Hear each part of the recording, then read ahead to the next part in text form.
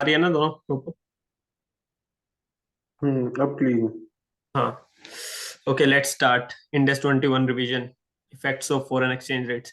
तो सबसे पहले इसका ऑब्जेक्टिव क्या है? Accounting for foreign activities, that is foreign operations और ट्रांजैक्शन अगर फॉरेन करेंसी में है तो उनको ऑपरेट उसकी अकाउंटिंग करना वो इंडेक्स 21 डील करेगा। अब इसका स्कोप क्या है? हम्म सबसे पहले जो वही फॉरेन करेंसी से उनके ट्रांजैक्शन और बैलेंसेस को करना, एक्सेप्ट डेरिवेटिव्स, क्योंकि डेरिवेटिव से रिलेटेड जो भी होता है वो 109 डील करता है, उसकी अकाउंटिंग आपको कैसे करनी है। क्योंकि इसके अंदर हेजेस भी इन्वॉल्व हो जाते हैं वहां पे, तो हेज अकाउंटिंग भी इंडेक्स 109 के अंदर कवर होती है। नेक्स्ट आ गया in translating results and financial position of foreign operations, की जो उनकी हमारी जो प्रेजेंटेशन करेंसी है उसको कंसोलिडेशन जब हम करेंगे इक्विटी मेथड से या जैसे इंडेक्स 21 के अकॉर्डिंग करेंगे तो हमें उसको कन्वर्जन कैसे करनी है, उनसे रिलेटेड डील करता है। जो हमारी फॉरेन ऑपरेशन है, सब्सिडरीज, एसोसिएट्स एंड जेवीज, उनके अकॉर्डिंग अगर फॉरेन में है तो वहां पे उनको कैसे कन्वर्ट ट्रांसलेट करना है। Next, it does not apply to वापिस hedge accounting and hedging of नीफो। अगर net investment in foreign operations की अगर है तो उस केस में वहां पे वही वापस 109 की अकाउंटिंग लगेगी। ट्रांजेक्शन ऑफ कैश फ्लो, अगर उस केस में क्या है कि अगर वो फॉरेन ऑपरेशन है वहां पे तो उसमें स्टेटमेंट ऑफ चेंजेस इन वो लग जाता है वहां पे, कॉम्प्रिहेंसिव पोजीशन। और लास्ट में क्या, long term foreign currency items, अगर इसके 101 में ऑप्टेड फॉर एग्जाम्पशन है तो उसके अकॉर्डिंग मेजरमेंट्स होती हैं इनिशियली वो सब, कि 101 में जब एग्जाम्पशन अगर हमने ले रखी है उसकी फॉरेन करेंसी मॉनेटरी आइटम की। हम्म हम नेक्स्ट सबसे इंपॉर्टेंट इस इंडेक्स 21 में कि डिटरमाइन करना कि हमारी फंक्शनल करेंसी क्या है। कि हमारी ये हो सकता है हाँ, फंक्शनल करेंसी कुछ और है, हमारी प्रेजेंटेशन करेंसी कुछ और है। तो सबसे अच्छा। फैक्टर प्रैक्टिकली यही आता है कि फंक्शनल करेंसी डिफाइन करना। और जनरली अगर हमने एक बार डिफाइन कर दी तो फ्यूचर में चेंज होना बहुत वो हो जाता है कि नहीं होएगी, एक्सेप्ट कि अगर कोई मेजर चेंज हुआ है। अब इसके अंदर हम कैसे करते हैं कि determine pricing of transaction rather than currency in which transaction are denominated. इसमें ये जरूरी नहीं है कि जिस करेंसी में हम ट्रांजेक्शन कर रहे हैं खाली वही हमारी फंक्शनल करेंसी होगी। इसके अंदर मेन देखा जाता है कि प्राइसिंग किस में हो रही है वहां पे। कि मेन ऐसा नहीं है कि खाली ट्रांजैक्शन देखी जाएगी वहां पे, मेन वो भी देखा जाएगा। जैसे कि सेल्स जो सेल प्राइस है गुड्स और सर्विसेज का, वो कौन सी करेंसी में हम्म डिनोमिनेटेड हो रहा है उनका सेलिंग प्राइस, और वो किस में हम्म, सेटल कर रहे हैं फाइनली। हाँ। अगर कोई कॉम्पिटिटिव फोर्सेस या रेगुलेशंस है उसमें डिटरमाइन कर रही है सेलिंग प्राइस को इफेक्ट कर रही है, तो वो भी इफेक्ट हमें चेक करना पड़ता है उसके अंदर। कि जैसे इसके अंदर ये एग्जांपल था कि अगर जो जैसे एयरलाइन इंडस्ट्रीज होती है, ये जैसे जो टाटा है वो इंडिया की है तो वो इंडिया में अपने प्राइस सेट करेगी। मान लो जैसे 1 लाख उन्होंने फॉरेन ट्रिप का एक चार्ज कर रखा है। लेकिन जो मान लो कोई दुबई की कंपनी है, दुबई बेस्ड एयरलाइन इंडस्ट्री है, उसने आके इंडिया में हम्म प्राइस सेट किया क्योंकि वो यहाँ से इंडिया में सेट कर रही है। तो लेकिन उसे जो प्राइस होते हैं वो अपने डॉलर्स में सेट करने होते हैं, फिर वो डॉलर से कन्वर्जन रेट लगाती है आईएनआर के लिए, इंडियन अगर हमने चार्ज करने हैं तो वो, तो वहां पे उनका मेन फैक्टर क्या आ जाएगा, चाहे इंडिया में भी हो, मेन आएगा सेलिंग सेल्स प्राइस आ जाएगा डॉलर्स के अंदर। वो बस कन्वर्जन रेट लगा के करते हैं। क्योंकि अगर हम नॉर्मली देखेंगे ना, अगर एयरलाइन जो फॉरेन अगर जो बाहर की होती है दुबई बेस या कोई बाहर की होगी, तो उनमें जो पॉइंट्स के अंदर रेट्स डिफाइन होते हैं वहां पे, उनकी जो सेलिंग प्राइस और टिकट्स वगैरह होती हैं। लेकिन जो जनरल इंडिया वाली होती है वो एग्जैक्ट फिगर्स की होती है ऑलमोस्ट, एक्सेप्ट कि अगर उस पर डिस्काउंट कुछ लगा हो वहां पे। नेक्स्ट आ गया कि वो करेंसी जो मेनली इन्फ्लुएंस करती है हमारी लेबर मटेरियल या अदर कॉस्ट को, या जिस सेटल हो रही है वापस उस करेंसी में लेबर मटेरियल, हम जिस करेंसी से मंगवा रहे हैं, जिस हम्म सेटल कर रहे हैं उसको मटेरियल अदर कॉस्ट को हमारी। हम्म और सेकेंडरी हम किसको इंपॉर्टेंस देंगे यहाँ पे, कि जिस करेंसी में हमारे फंड्स ऑपरेट हो रहे हैं वहां पे, जनरेट हो रहे हैं वहां पे, हम मतलब हम जो इक्विटी ले रहे हैं, डिबेंचर्स या जो हमारी मेन फंड्स है वहां पे, हम कैसे ऑप्टेन कर रहे हैं, जनरेट कैसे कर रहे हैं। नेक्स्ट आ गया कि हम जो हमारी करेंसी उसमें ऑपरेटिंग एक्टिविटीज किस रिसीट जो रिसीट हो रही है ऑपरेटिंग एक्टिविटीज से, वो किस करेंसी में हो रही है हमारी, वो डिटरमाइन करती हैं।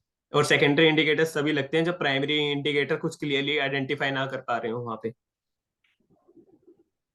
नेक्स्ट तो इसमें कुछ इसमें डाउट। बेसिकली हम ऑपरेटिंग और फाइनेंसिंग एक्टिविटी देखते हैं ना, कि हमारे ऑपरेटिंग एक्टिविटीज किस करेंसी में और फाइनेंसिंग एक्टिविटीज में जो फंड्स वगैरह हम ऑब्टेन करते हैं वो किस करेंसी में है, राइट। सेकेंडरी में, है ना।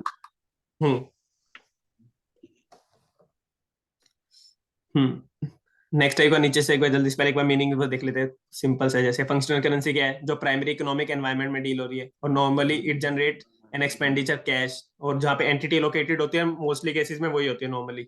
एक्सेप्शंस हो सकती है वहाँ पे, जैसे अगर कोई इंडिया में एंटिटी है तो उसकी फंक्शनल करेंसी आईएनआर ही होगी नॉर्मली उस केस में। नेक्स्ट आ गया फॉरेन ऑपरेशंस, क्या होते हैं? सब्सिडरी, एसोसिएट्स, जेवी, ब्रांच ऑफ रिपोर्टिंग एंटिटी होगी, जिससे एक्टिविटी कंडक्ट हो रही है दूसरी करेंसी में या कंट्री के अंदर।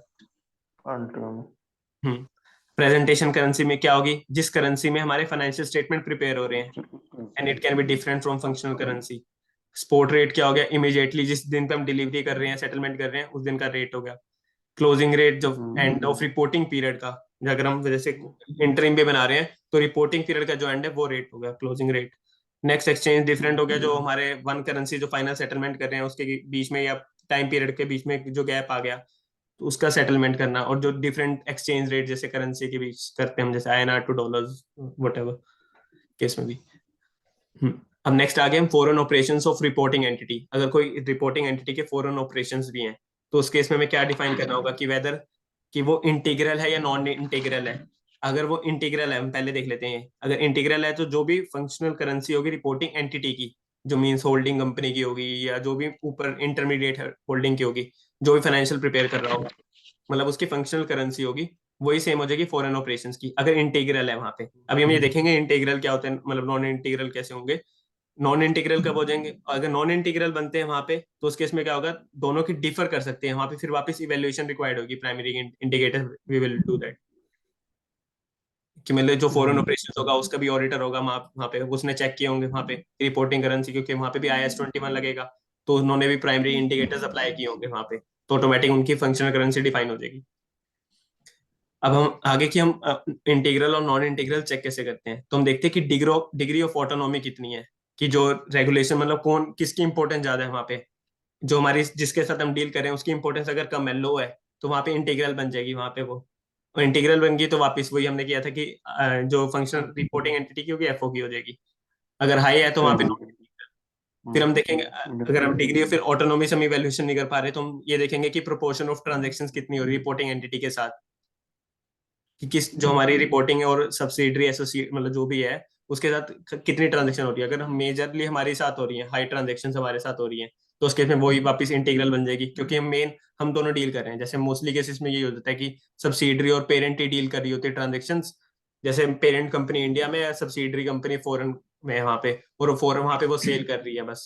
तो मेन जो सब्सिडरी की हो सकती है, या फिर दो उल्टा केस भी हो सकता है वहां पे कि होल्डिंग बाहर है और सब्सिडरी यहाँ पे है इंडिया में। Next, impact on cash flows. Impact on cash flow means जो हमारा फंक्शनल करेंसी, जो हमारी जो INR का इम्पैक्ट है, जैसे वही दुबई बेस्ड था वहां पे, तो उसका इंडियन एंटिटी से किसी और में इम्पैक्ट आ रहा है कि नहीं आ रहा, मतलब पेरेंट की जो कैश फ्लोज है और जो सब फॉरेन ऑपरेशन है उस पर कितना इम्पैक्ट आ रहा है कैश फ्लो से रिलेटेड। अगर बहुत ज्यादा है तो मतलब उनका इफेक्ट आ रहा है उस करेंसी से रिलेटेड, तो वापस इंटीग्रल बन जाएंगे, अदरवाइज नॉन इंटीग्रल। और फिर लास्ट में हम देखते हैं फंडिंग्स, जो डेट और फाइनेंस, जिसमें हम डेट अरेंज कर रहे हैं वहां पे। तो उस केस में अगर जैसे मेनली अगर पेरेंट कंपनी कर रही है या फॉरेन वो कर रही है वहां पे, तो उस केस में वापस इंटीग्रल बन जाएंगे, क्योंकि मेन सारी हम फंडिंग तो हम ही कर रहे हैं वहां पे, तो अदरवाइज नॉन इंटीग्रल बन जाएंगे। Any doubt? कुछ क्वेरी?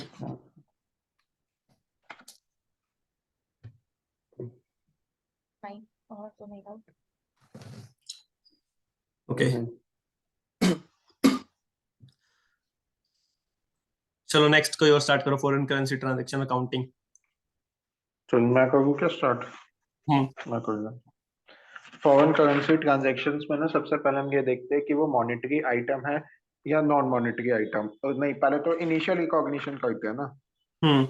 इनिशियल सबसे पहले जब हम फॉरेन करेंसी के साथ ट्रांजैक्शन करते हैं तो उसमें हम इनिशियल रिकॉग्निशन देखते हैं। इनिशियल रिकॉग्निशन हम किस में करते हैं? जो हमारी जो फंक्शनल करेंसी होती है ना उसके अंदर हम करते हैं इनिशियल रिकॉग्निशन। फिर उसके बाद हम बैलेंस शीट डेट पे करते हैं सब्सिक्वेंट रिकॉग्निशन। सब्सिक्वेंट रिकॉग्निशन में हमें जो भी मेरी फॉरेन करेंसी की ट्रांजेक्शन होते हैं उनको मैंने दो पार्ट्स में डिवाइड किया, मॉनेटरी और नॉन मॉनेटरी। मॉनेटरी आइटम कौन से होते हैं? नॉन मॉनेटरी मॉनेटरी आइटम होते हैं जिनमें जो मेरे को फिक्स यूनिट ऑफ करेंसी या तो मिलेगा, रिसीवेबल होगा या फिर पेबल होगा। ठीक है, जो कि मैं हम्म। डिटरमाइन कर सकता हूँ इतना ही पैसा मुझे मिलना है या इतना ही पैसा मुझे देना है, होते हैं मॉनेटरी आइटम। और नॉन मॉनेटरी आइटम जो अदर देन मॉनेटरी होते हैं, एग्जाम्पल हमारा PPE हो गया, इन्वेंट्री हो गया। मॉनेटरी के हो गए ट्रेड रिसीवेबल्स हो गया, ट्रेड भाई पेबल्स एक हो गया। एक तो सेकंड, जो एक बार मॉनेटरी एक बार एक्सप्लेन करेगा वापस, क्या बोला था? हाँ, मॉनेटरी वो होता है जिसमें हमें फिक्स अमाउंट ऑफ कैश या तो रिसीव करना है या फिक्स अमाउंट ऑफ कैश मुझे पे करना है।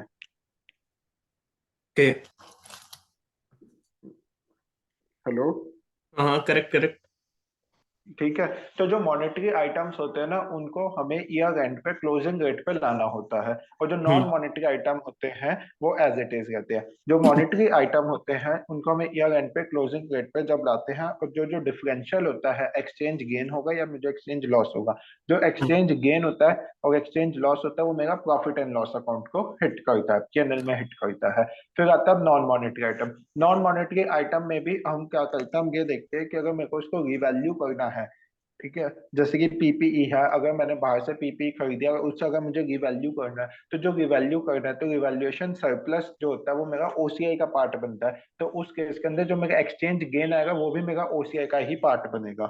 अगर ओके। उसे हम अगर उसे हम कॉस्ट मॉडल पे कैरी करते हैं तो उस केस में तो कोई एक्सचेंज गेन लॉस आएगा नहीं। अगर रिवैल्यूएशन मॉडल में करते हैं तो जहां पे मेरा इसका गेन और लॉस जाता है ना ओरिजिनल आइटम का, वहीं पे मेरा एक्सचेंज गेन और लॉस जाएगा। करेक्ट। ओके। ये एक मिनट, और क्या टॉपिक है इसके बाद? एक मिनट। मॉनेटरी आइटम मैंने बता दिया, सेटलमेंट रिकॉग्निशन हो गया। एक मिनट, एक बार मैं देख लूँ तो नॉन मॉनेटरी आइटम भी मैंने बता दिया। ठीक है। उसके बाद कौन सा टॉप और कुछ बचा है क्या इसमें फॉरेन एक्सचेंज ट्रांजैक्शन में? हम्म जो फॉरेन एक्सचेंज ट्रांजैक्शन और कुछ बता है जो नहीं बताया है, एक बार टॉपिक। चलो,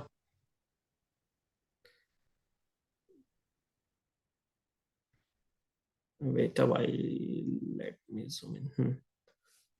चलो स्नेहा, आ जाओ इलस्ट्रेशन 1 के लिए, इलस्ट्रेशन 2 ईशान का।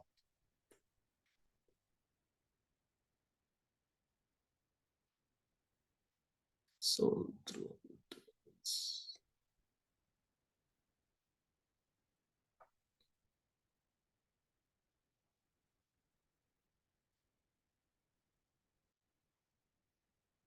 फंक्शनल करेंसी तो इसकी लोकल डॉलर होएगी। लोकल डॉलर होगी। कैसे एक्सप्लेन करो ना, कौन से क्या फैक्टर लगाया है, क्या चीज लगाया है। बिकॉज इसका अगर हम रिवेन्यू देखेंगे कि सेल्स अगर हम कहें तो इसमें सिर्फ कन्वीनियंस और कंसिस्टेंसी के लिए इन्होंने यूएसडी में कर रखा है, but hmm USD sale price को इम्पैक्ट नहीं कर रही है। ओके। और फाइनेंसिंग एक्टिविटी भी हम देखें तो इसकी लोकल डॉलर में हो रही है।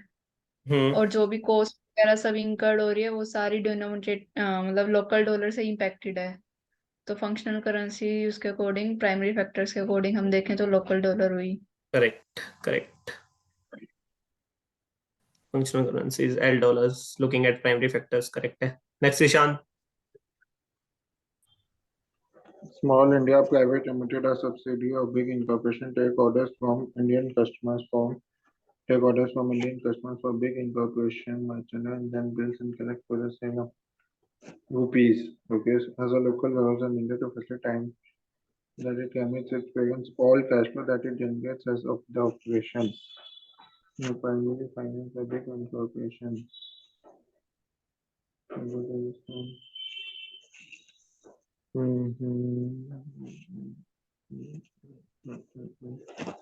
एक मिनट। देख इसमें क्या है, सब्सिडी है बिग वन कॉर्पोरेशन की, वो ऑर्डर लेती है फ्रॉम इंडियन कस्टमर से for big one corporation and then bills and collect for the sale of merchandise in hmm rupees.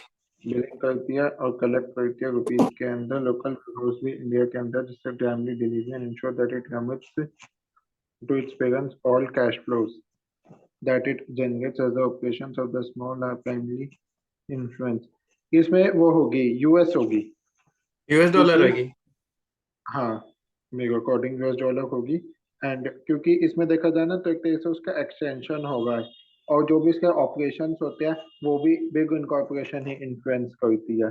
तो इस हम्म केस में जो पेरेंट की है ना फंक्शनल करेंसी वही सेम होगी उसकी सब्सिडी की भी। ओके। स्नेहा करेक्ट है, ईशान। हेलो। ओके या शी।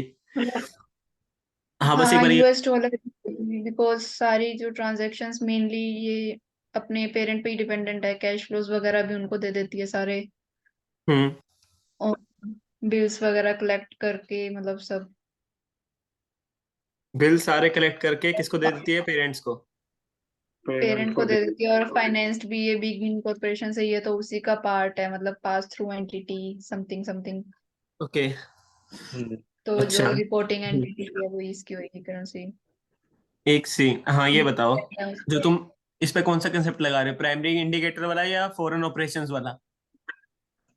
फॉरेन फॉरेन ऑपरेशंस वाला। ऑपरेशंस वाला। फॉरेन ऑपरेशन वाला पेरेंट पे लगता है या सब्सिडरी पे लगता है?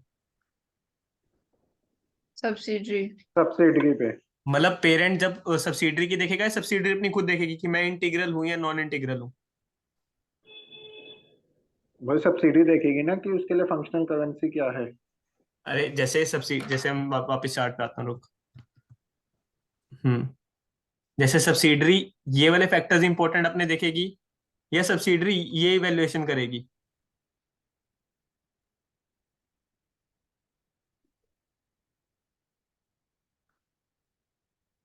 दोनों देखेगी। दोनों देखेगी। मैं हाँ शायद दोनों देखेगी। क्यों? प्राइमरी भी सेकेंडरी भी है तो मेन हो गया कि उसके एडिशनल में इसको ये देखना पड़ेगा ना कि एक्सटेंशन है फॉरेन जिससे free operation transaction. Foreign operation तो हम कब जब देखते फॉरेन हैं? ऑपरेशन है तो। फॉरेन ऑपरेशंस के फॉरेन हम कब ऑपरेशन देखते हैं, जब कंसोलिडेशन करनी हो? जब जब पेरेंट मेरा बाहर है और सब्सिडी इंडिया में या वाइसा वर्सा होता है ना। एक सेकंड, मैंने पहले तब स्टार्टिंग होता बोला है। था ना कि फंक्शनल और प्रेजेंटेशन चेंज हो सकती है। हम्म। तो इस केस में फंक्शनल आईएनआर क्यों नहीं है? क्योंकि उस केस में तो जो मेन जो सेल एंड परचेज हो रही है, जो बिल्स और कलेक्शन हो रही है सारी, वो तो आईएनआर के अंदर हो रही है, रुपीज में। मैं तो अपना सेल्स देखूंगा ना, सेल्स। वो तो मैं सेल्स कलेक्ट करके आगे देता हूँ। ये कहाँ लिखा है कि जरूरी नहीं है ना कि जिस करेंसी में हमारी सेल हो रही है वही हमारी फंक्शनल करेंसी होगी। जो करेंसी हमारी सेल्स को इफेक्ट करती है वो होती है। और यहाँ तो सारा मतलब बिग इनकॉर्पोरेशन से हो रहा है और वो यूएस बेस्ड है। तो उस पे कौन सा फैक्टर लगा है इसमें?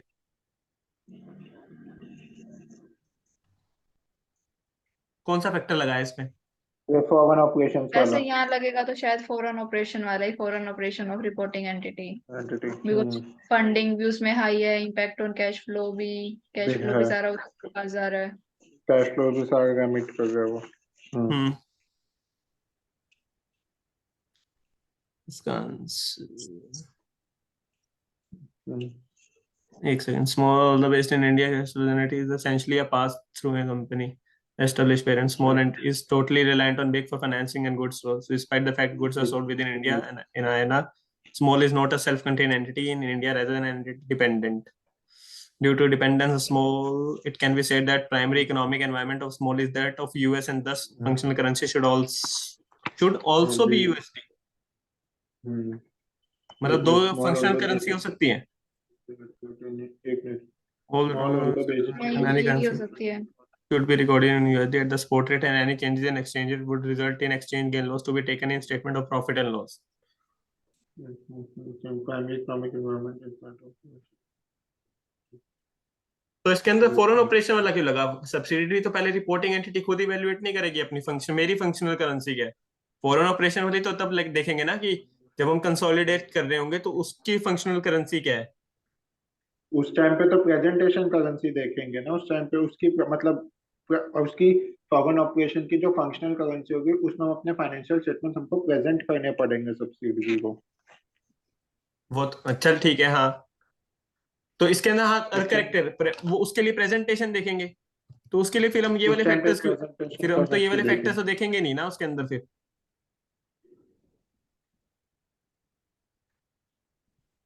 उस केस के अंदर वो तो प्रेजेंट जब हमें कंसोल करेंगे सब्सिडी पेरेंट सब्सिडी जब कंसोल होगा उस केस में जो पेरेंट का फंक्शनल करेंसी है ना तो सब्सिडी को उसमें अपने उसी करेंसी में प्रेजेंट करना पड़ेगा उस हम्म टाइम पे।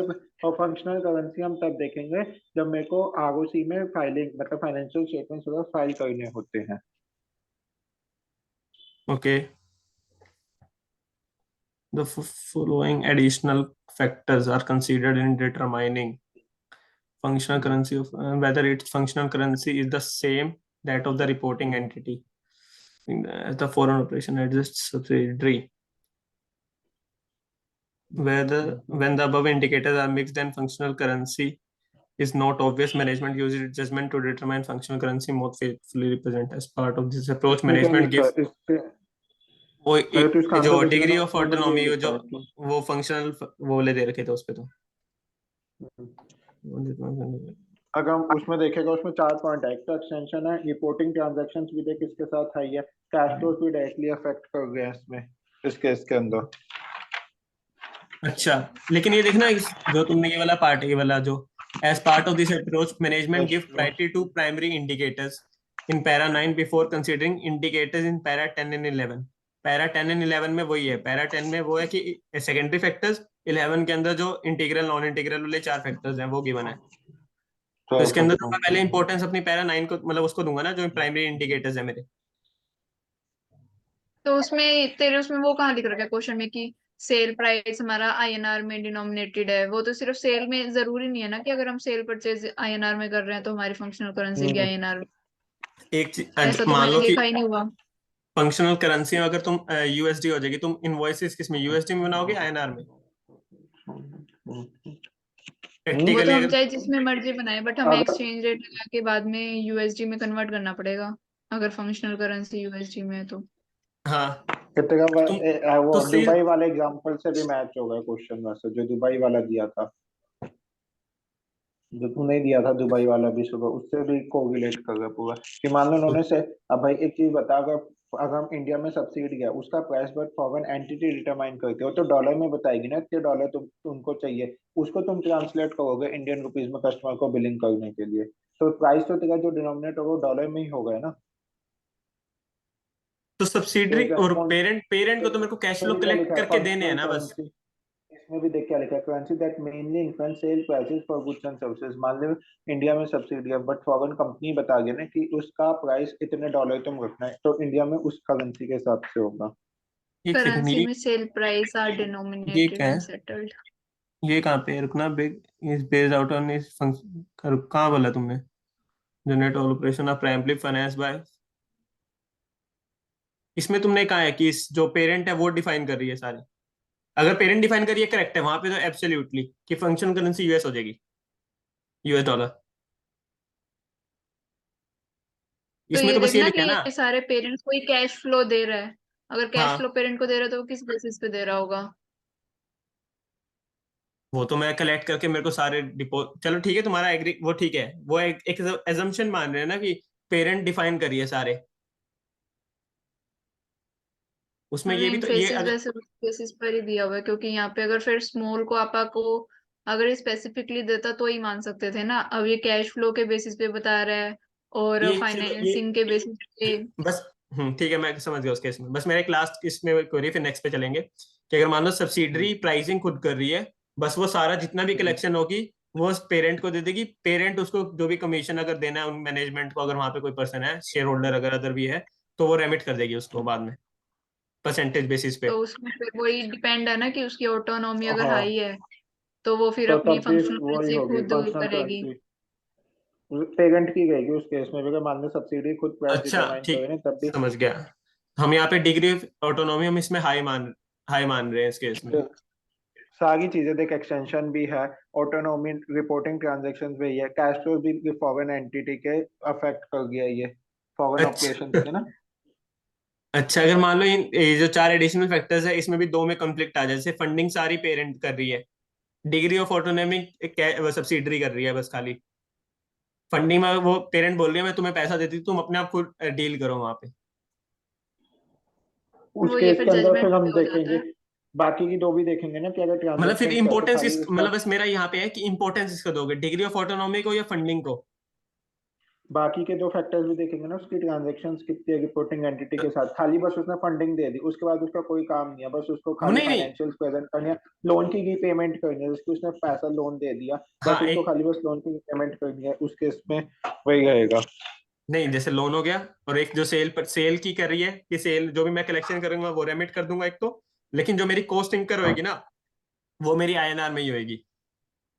चलो ठीक है, मतलब वो फर्दर हाँ, इवैल्यूएशन फिर चली जाएगी। प्राइमरी प्राइमरी और सेकेंडरी इंडिकेटर्स भी फिर आप देख लेंगे।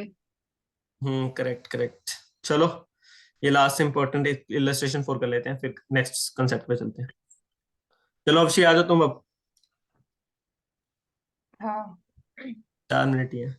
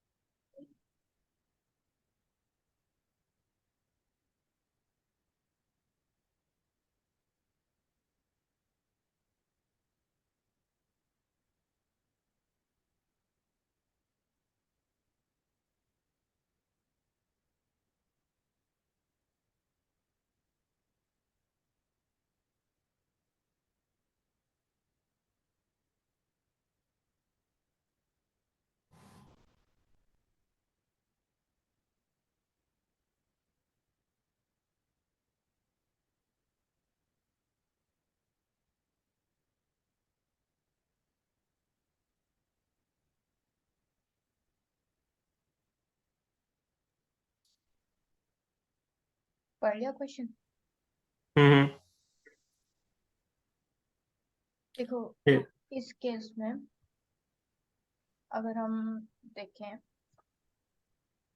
इसके सारे रेवेन्यूज ये पहले तो ये इंपोर्ट करता है यूएस से, तो यूएसडी के अंदर इंपोर्ट कर रही है company.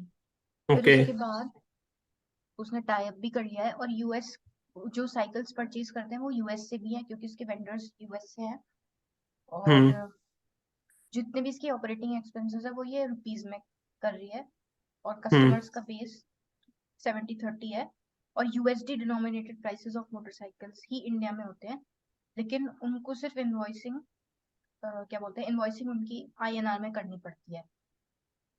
Customers in okay. USD for the purpose of hedging. However, private customers don't accept the same arrangement and hence invoices are raised to them in INR.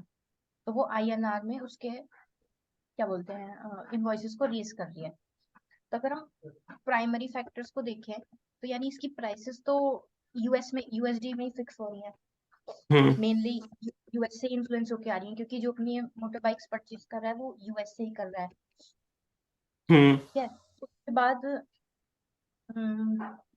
जो अब जैसे प्राइमरी फैक्टर्स में दूसरा पॉइंट होता है कि हमारा जो लेबर मटेरियल है वो कहाँ से खर्च हो रहा है, वो इसका आईएनआर में खर्च हो रहा है। तो अभी इसका हम्म। प्राइमरी फैक्टर्स का सेकंड पॉइंट नहीं वो हो पा रहा। अब जो हमारे वो है क्या बोलते हैं सेकेंडरी इंडिकेटर्स हैं जो जिसमें हाँ। फंड्स फ्रॉम फाइनेंसिंग एक्टिविटी किस से जनरेट हो रहे हैं और रिसीट्स फ्रॉम ऑपरेटिंग एक्टिविटीज। हम्म। तो अगर हम यहाँ से देखें तो द यूएस गवर्नमेंट प्राइस है डिफरेंट बोथ कॉर्पोरेट, तो इसके कॉर्पोरेट क्लाइंट्स जो है वो यूएस वाले हैं, और प्राइवेट जो है वो इंडियन है। तो इसके 70% ऑफ रेवेन्यूज जो है उससे आ रहे हैं, यूएस से आ यूएस रहे से हैं, आ और गया। 30% रेवेन्यूज आईएनआर में आ रहे हैं। तो इसका मतलब हम्म। रेवेन्यू इसका ज्यादा, ऑपरेटिंग रिसीट्स इसकी ज्यादा यूएस से हो रही है। एक सेकंड, एक सेकंड। लेकिन अरे इसके कॉर्पोरेट यूएस में कहाँ है? अरे ये ये यूएस लिखा में हुआ तो, है ना। अरे currently US, invoices are raised to corporate customer in USD। अरे वो तो इनवॉइसेस यूएसडी में रेज होते हैं, कस्टमर थोड़ा ना यूएसडी में है।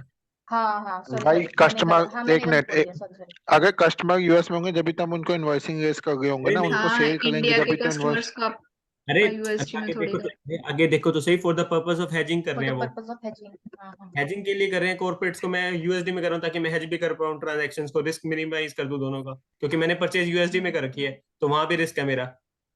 तो रिस्क है, राइट राइट। अगर मैं हाँ यूएसडी में रिसीव करूंगा तो दोनों मेरी फ्लक्चुएट हो जाएंगी, तो अकाउंटिंग मिसमैच मेरा कम हो जाएगा और रिस्क वो बट मिनिमाइज हो एक जाएगा मेरा। चीज, हैजिंग भी वो इसलिए कारण है क्योंकि हमने परचेज किया तो इसलिए हम सेल वहां पे कर गए ताकि मिनिमाइज हो जाए। अरे वो भाई अगर हैजिंग मैं, ये तो ना कर। एक एक चीज बता, मैं परचेज यूएसडी से कर रहा हूँ तो वापस मैं यूएस में ही भेज रहा हूँ। हाँ मैं ये कह रहा हूँ। और वो इंपोर्ट करके इंडिया में बेचते हैं, वो तो इंपोर्ट कर रहे हैं वो तो। वो इम्पोर्ट करते हैं, 70% यूएस में बेचते हैं, 30% इंडिया में बेचते हैं। अरे मैं नहीं नहीं मोटरसाइकिल जब यूएस से इंपोर्ट कर रहा हूँ, इंपोर्ट करके मैं यहाँ से वापस क्यों भेजूंगा उसको वहां पे? नहीं, देखो इसमें ये लोग क्या कर रहे हैं कि उसको इंपोर्ट कर रहे हैं, फिर जो कॉर्पोरेट कस्टमर्स हैं उनको यूएस डॉलर्स में इनवॉइसेस रेज कर रहे हैं हेजिंग पर्पस के